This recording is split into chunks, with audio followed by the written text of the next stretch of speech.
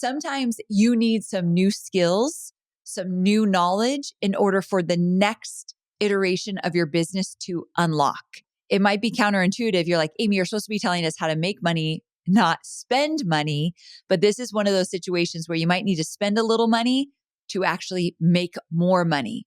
And I call it like the next iteration of your business because you might create something you never even thought was possible based on your newfound knowledge and skill. My guest today is a dear friend of mine. One of them goes, that one over there, she's big money. And it was my guest today. Her name is Amy Porterfield. Amy Porterfield, the ever amazing, best-selling author of 2 Weeks Notice, Miss Amy Porterfield. Every single quarter, I meet with my leadership team for 2 days, usually in person. This one that's coming up soon is at my lake house, which is always a little bit fun. So we do work and then we do some fun out on the lake as well. But every time we do a retreat, no matter where we have it, we check in on one thing always, and that is our revenue and profit goals. So there's no retreat where we haven't poured over the numbers and we're looking at, okay, are we ahead? Are we behind? Like what's working? What do we need to shift? And I'll be honest, this year, those conversations have felt a little bit heavy because not only do I see some shifts in my own business, but I work with a lot of people who are also seeing some shifts in the online space. We've talked about it before on this podcast. I'm not going to shy away from it.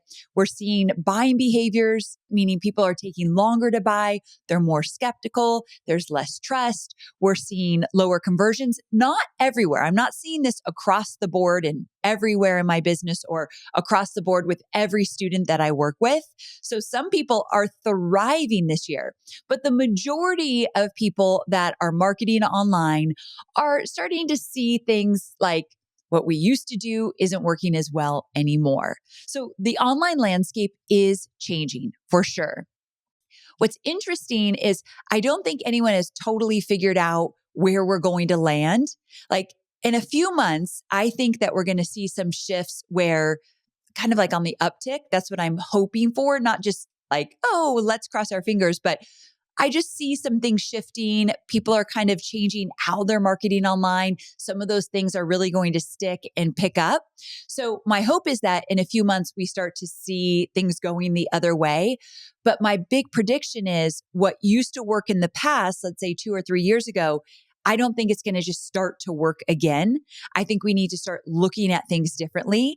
And I want to be at the forefront of that and to deliver strategies to you on this podcast saying, I've watched this, I've done this, we've experimented with this. Here's what's working. So stick around because we are obsessed with what's going on in the industry in my business. And I do believe it's going to create more opportunity. I actually believe that we're going to be able to have some fun with new strategies that we haven't tried before. So if you've gotten bored with your business, if you've gotten frustrated, overwhelmed, you love creativity, you love variety and changing things up, well, hold on, my friend, because I do think you're going to get to experience some new ways to market online that might breathe some new life into your business. So let's be optimistic. Let's look at it from that angle. But we're not there yet. And so I wanted to create an episode where we could talk about, okay, right now, while we're figuring it out, while we're experimenting with some things, let's go back to what I know works to make sure that you hit your revenue goals this year, or at least come really close to it. And so I wanted to just address that on the show today, but also keep things simple. So I'm not going to throw a big bunch of strategies at you that you've never heard of, or you're like, whoa, that's going to take forever. Instead, I want to just kind of face what's going on, reframe our perspective, which is essentially what I just talked about, but keep moving forward. Now, I want you to be experimenting. I want you to be watching what other people are doing. I want you to get excited about new opportunities. But again, I'm a tried and true kind of girl. And when there's strategies that I just know work again and again, even with a changing landscape, then I'm going to have you build your foundation right now on these strategies while you get to experiment and see what might be new or different or what your audience responds to. So that's kind of how I want you to look at these 7 ways to make money now to make sure you hit your goal by the end of the year. But I will say this. stick around with this podcast, stick around with my new newsletter. If you're not on my email list, amyporterfield.com/newsletter. It is going to be full of new ideas and new strategies as we start uncovering things. So do not miss the newsletter. It's one of my most favorite things I create every single Tuesday. I send it out. But we are going to be shifting in that direction. I think there's just a new era of online marketing on the horizon. We're just not there yet. So let's make our foundation strong, and then that will make room for some of these cool things that we're going to get to experience in the next few months and beyond. Okay. So with that, you look at your numbers and you think, holy crap, I got to make some money. What I've been doing hasn't worked as well as I had hoped. Things still working. Just for the record, I want to be so clear and shout it from the rooftops. The way we're marketing online is not like not working. It just might not be working as well. I have many students who are doing solo webinars that have crushed it. I have a student that just hit a 16% conversion rate on a webinar. I have another student in my Millie Club that just did a boot camp where she sold, I think it was a $3,000 program, had her biggest launch yet, over $350,000. I mean, I see success everywhere I look. But again, I also see my students struggling. And so let's not throw out all of the strategies. Let's continue to use them, but also find other ways to close the gap if needed. That's where we're at right now. Okay. So this first strategy, you know it. I'm not going to teach you anything like earth shattering today. However, I am going to remind you what still works. Number one, offering one-on-one or group coaching sessions. Nothing like for the next year. It doesn't have to be super deep. It could be a quick coaching package, but this is a way to bring in revenue. So this offer is performing well because it's personal. Because of AI and because of the shifts we're seeing, when you are able to offer more personal connection to your audience, a point of view, AI does not have a point of view. If you're able to offer coaching that's backed with your own experience and your own results, this is what is selling right now. And so either you do one-on-one or you offer group coaching, whatever you want to do. If you put together a package, I want you to choose a super specific and clear results-driven topic. So for example, if you're in the health space, I don't want you to be offering nutrition coaching if you put together a new package. Instead, I want you to offer, let's say, a 3-session package that helps busy nurses create meal prep routines that they can stick to while working a 12-hour shift. I mean, if that's your niche. If that's not your niche, let's not do that. But I just want to show you the level of specificity so it cuts through the noise. And they're like, oh, actually, that's exactly what I need right now. And so I think the more specific we can get with coaching right now, the better. So that part feels more personal to them when you do that. Now you want to choose how you want to deliver it. So maybe you'll offer, again, one-on-one or group coaching, but is it going to be via Zoom, or do they get email access to you or Voxer access or texting or whatever that might be? And so go to the level that you feel most comfortable with, but the more personal connections you can make or make available in that package, the better. Don't do things you are going to regret, but definitely be open-minded to how this might look. I noticed that just offers are looking more personal and deeper than I've ever seen them before, the ones that are working. And of course, you're going to price this as to what's appropriate. So first look at the transformation that you're delivering and ask yourself what is most appropriate for this. And I always ask, what is most appropriate in terms of the value I'm offering and the transformation I'm promising? But also, I look at who the audience is and what's appropriate for that audience as well. But again, the more specific you can be and promise bigger results or specific results that they really want, that's what people are paying for. So you can do high ticket coaching right now as long as you're really clear on what your promise is, how you're going to support, and add as much of that personal connection as possible. So again, think about the results that you're offering and also kind of do the math. I love to crunch the numbers to see what's possible and just make sure you feel good about that. And then ask yourself, how many packages do I want to sell? How exclusive do I want it to be? Maybe it's like, I'm only opening up 3 different coaching spots for the next 6 months or whatever that might be. Okay. And then to fill it up, we don't have to do a big launch. We don't have to do boot camps and tons of webinars. I say reach out to past clients first with a very heartfelt email and maybe even a short video to go along with it.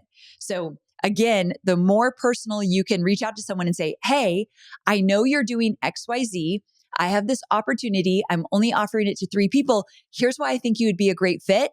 I'd be making those videos all day long to people that I know their businesses or I know their circumstances or I know that I could help them. So let's do grassroots reach out before you feel like you have to do a big launch. You don't, but you can use your email list. You can use social. You can advertise it on your podcast or your YouTube channel.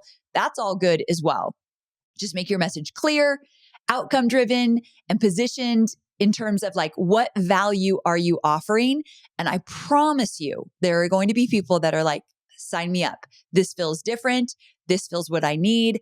People want that personal attention. So to me, this one is the easiest in terms of putting it together and putting it out there without like a big launch or anything like that. Okay, the second thing that I want to suggest to you is to focus on the audience you've already attracted. And in so doing, I want to talk about upsells and downsells.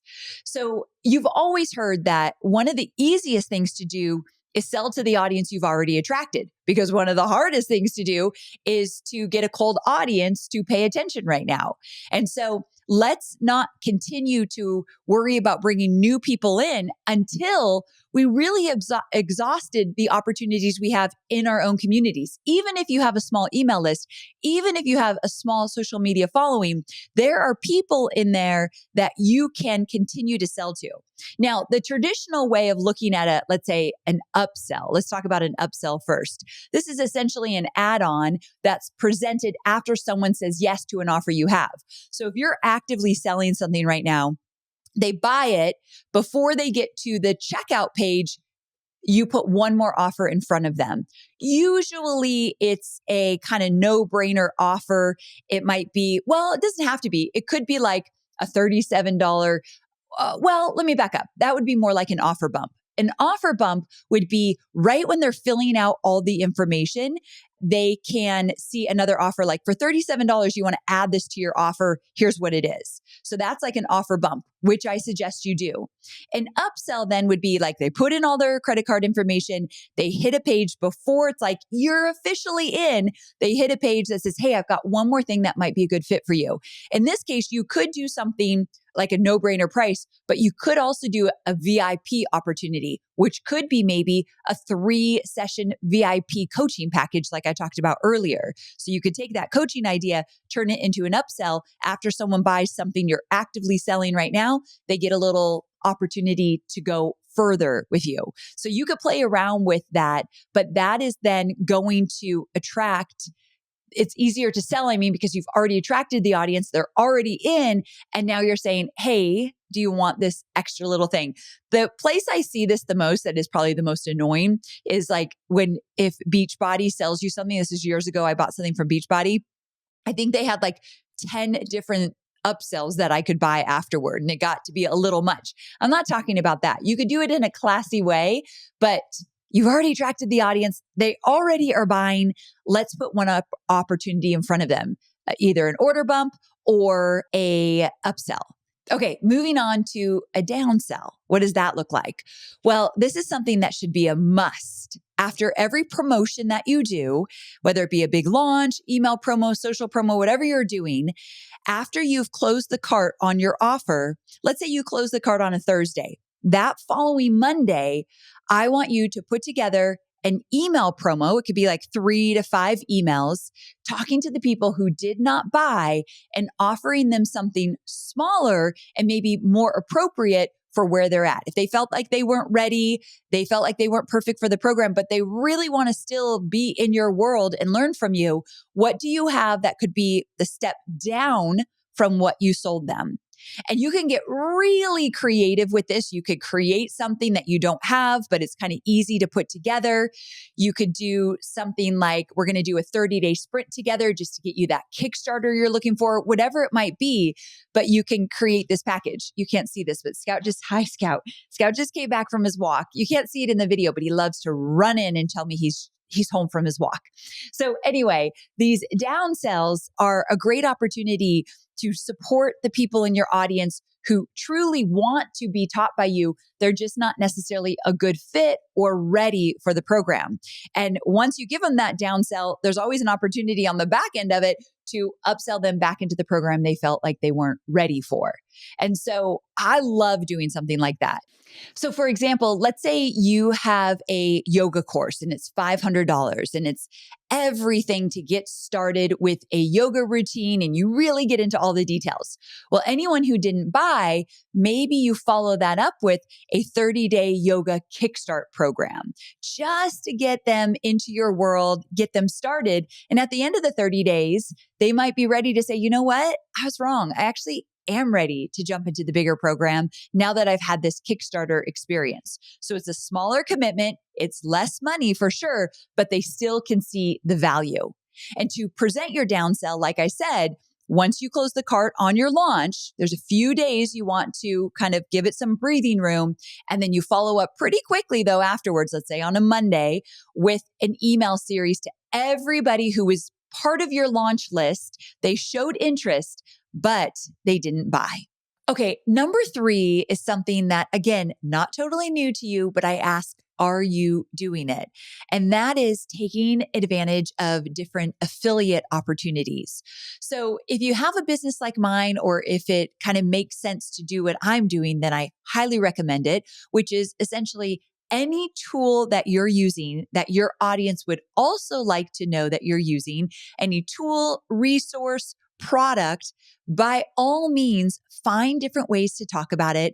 And obviously use an affiliate link and get those affiliate sales. So I make hundreds of thousands of dollars a year by just mentioning the tools and the resources that I use. Now, I could make a whole lot more money if I was more mindful of it. It's not really a focus for us right now. You know, you have to choose where you spend your time. But I know some of my friends who do a really good job. Actually, Jenna Kutcher is really good at this, where she finds opportunities to easily weave the products that she uses into her everyday conversations on social, into her podcast, into her website, into her programs. And this is something that we all can do. Now, you might be saying, Amy, I am not an online marketer that teaches online marketing. So you can recommend membership.io and, you know, your favorite teleprompter and things like that. Like it makes sense because you're a marketer who teaches marketing. But let's say I'm a dietitian and it wouldn't make sense for me to recommend the platform I use for my digital course. Absolutely. You're totally right. However, you're a dietitian and I can guarantee there are things in your home that you use and you use with, let's say, your children, different resources and tools and products that you love that you could be seeking out affiliate links for and putting them into your business in different ways.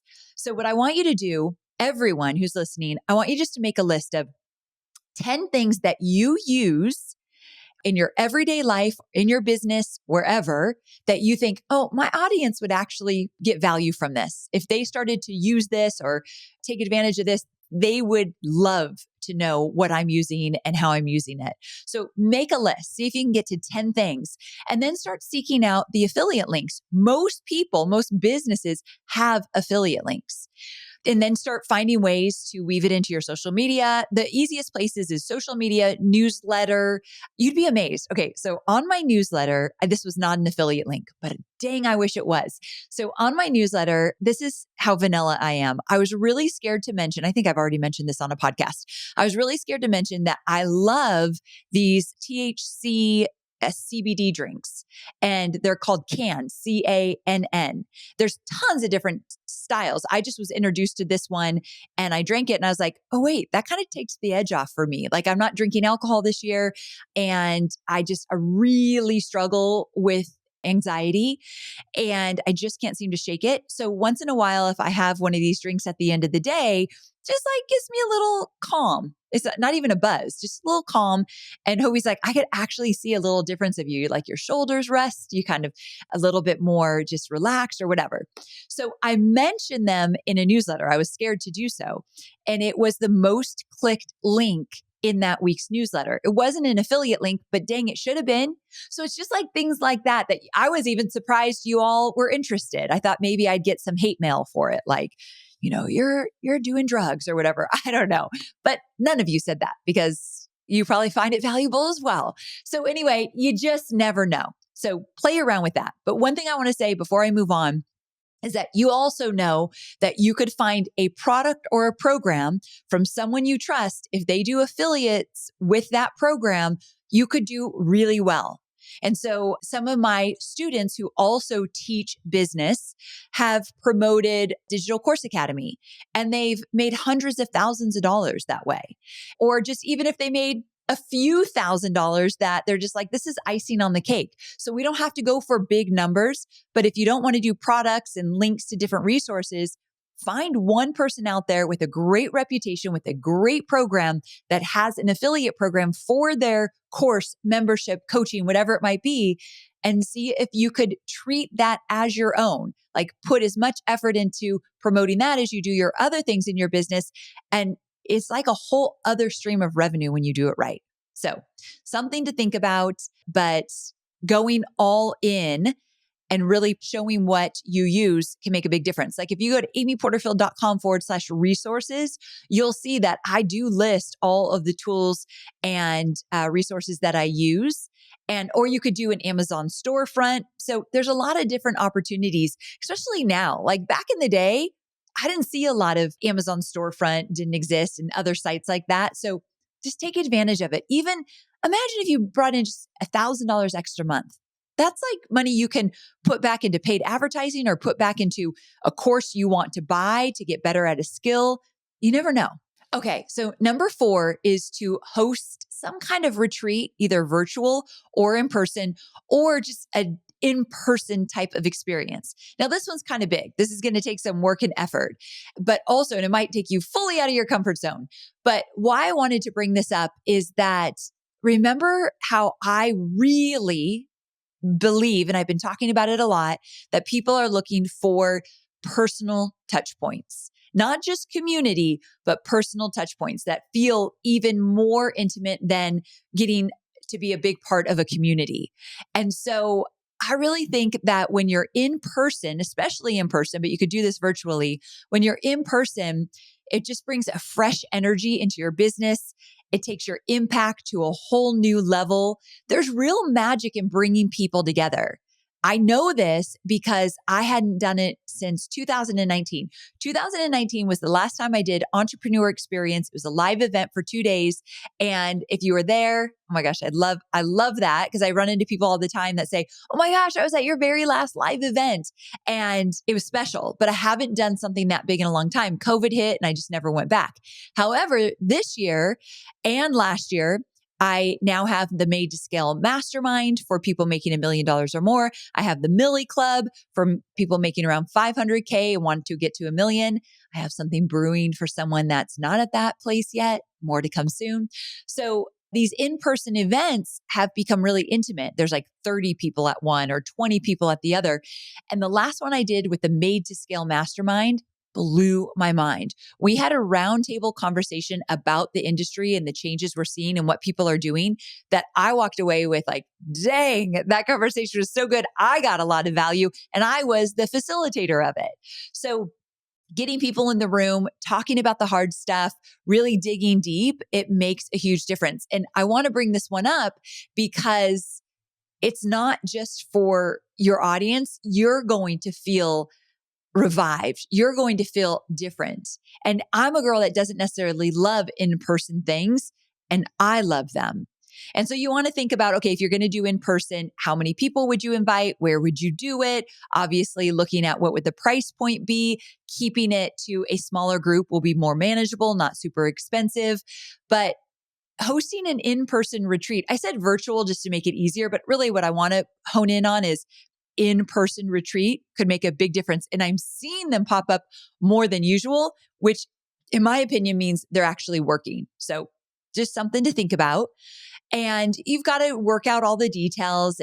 But believe me, using ChatGPT, you could whip up a project plan for a live event retreat like no problem. So it's just something to think about and just start noticing how often you see people talking about like a mini 2-day mastermind or a retreat. You might have saw me talk about on social. I did one with Stu and Amy McLaren for Village Impact, their charity, where we did a mastermind day at the Soho House here in Nashville. It was $5,000 a person. It was Stu and I leading the mastermind. It was so good, but all the money went to charity, which was a really cool thing.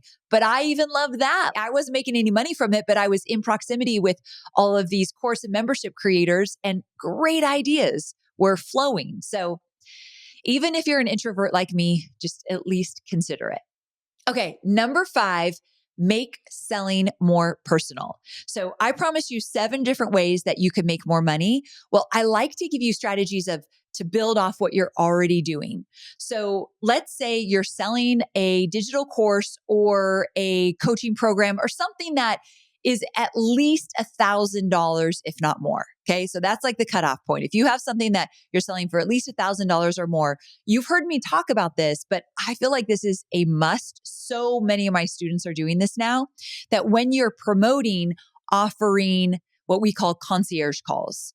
So, or a check-in call where we invite people who are on the fence about buying our program. They could get on a call with either one of my team members or an alumni of the program just to answer any last minute questions. I want to make sure you feel like you're a great fit for my program before you join.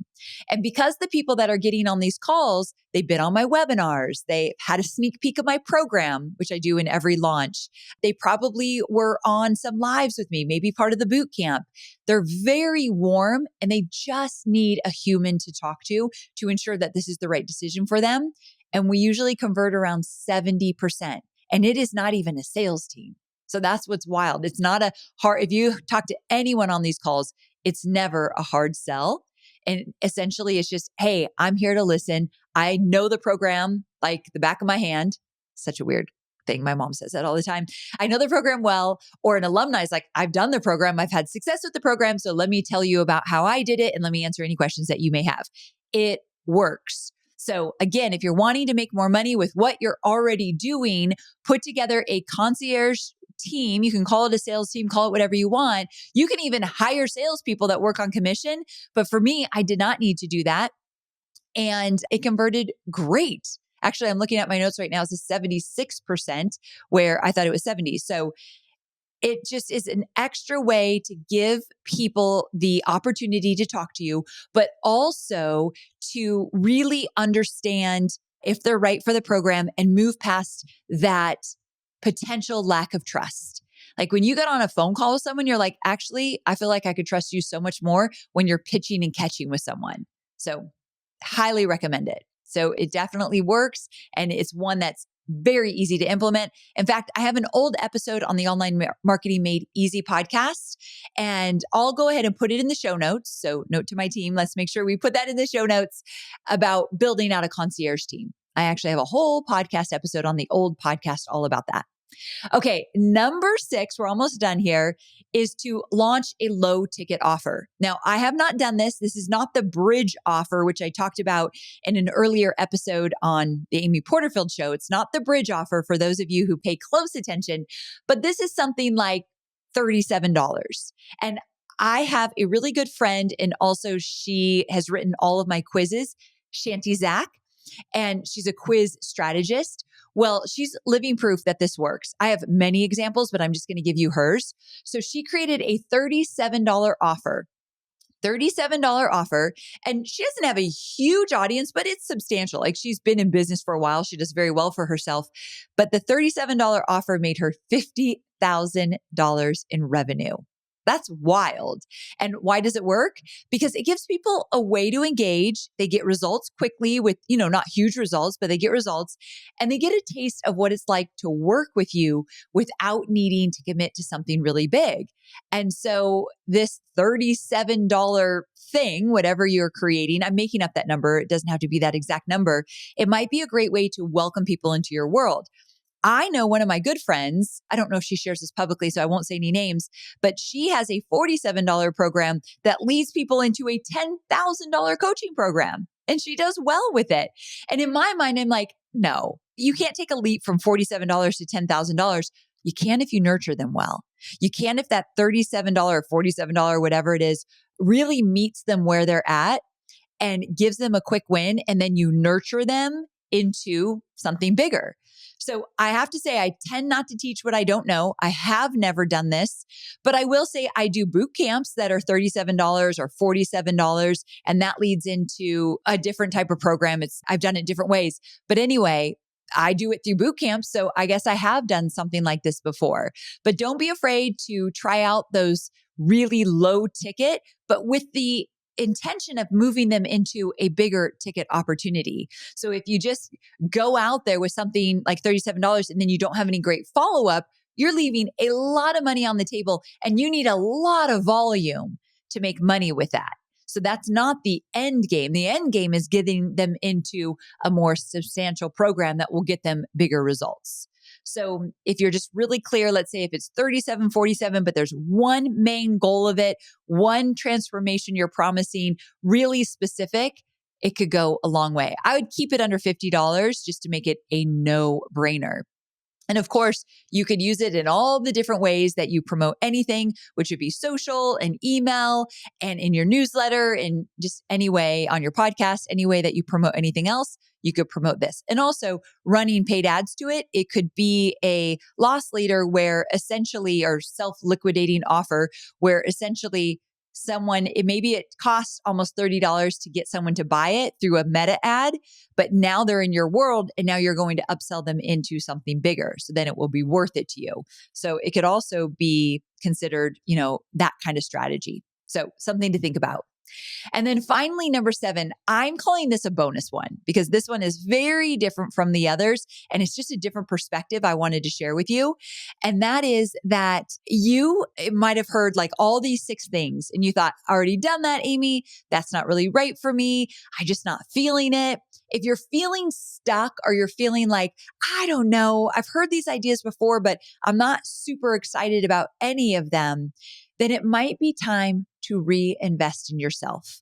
And so I say this because sometimes you need some new skills, some new knowledge in order for the next iteration of your business to unlock. And I'm a big fan of reinvesting back into my business. And when I say reinvesting, I mean reinvesting in me. 16 years in, and I am still joining masterminds. I'm still buying people's programs. I'm still looking for ways to up level and wanting to learn. So it might be counterintuitive. You're like, Amy, you're supposed to be telling us how to make money, not spend money. But this is one of those situations where you might need to spend a little money to actually make more money. And I call it like the next iteration of your business because you might create something you never even thought was possible based on your newfound knowledge and skill. I'm always, always, always investing in myself. And I encourage you to do so as well. I have Digital Course Academy. It's coming out in September. I don't sell it at any other time except one time a year. If you want to get on the wait list, it's amyporterfield.com/DCA. We always go out to our wait list first with the bonuses and all the timely things that you get to take advantage of. But the reason I bring this up is some of you will get to September. It happens every year. And you'll say, I really want to join, but I don't yet have the money. And you don't join because you don't have $2,000. And I want to help you. Anyone that's listening right now, I'm talking to you.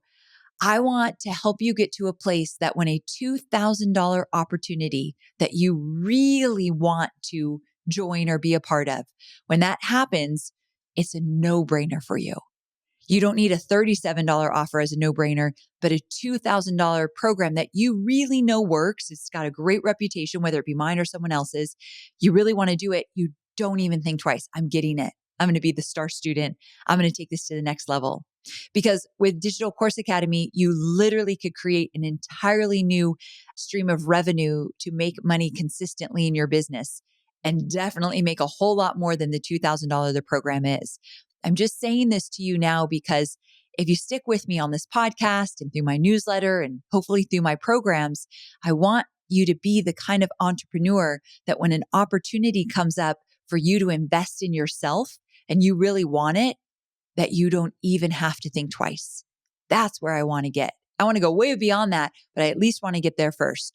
So hopefully you have listened to some of these ideas, and my action item for you is to take action right away. Choose just one of them and say, I'm going to explore this. I'm going to use some ChatGPT action. I'm going to see if I could drill down a little bit more, kind of explore it and see if this is something that I could deploy. So we went over a lot. Hopefully you got a lot of value here, but my goal is to help you make some extra cash. So one, you could hit that goal that you set back in January 1, 2025. But in addition to that, just start looking at your business in a few different ways to really solidify that foundation of ways you make money and then make room for the new opportunities that I'm hoping that I get to talk about very, very soon. New opportunities to promote your business and to sell online. All right, my friend, I hope you found this episode valuable, and I'll see you next week.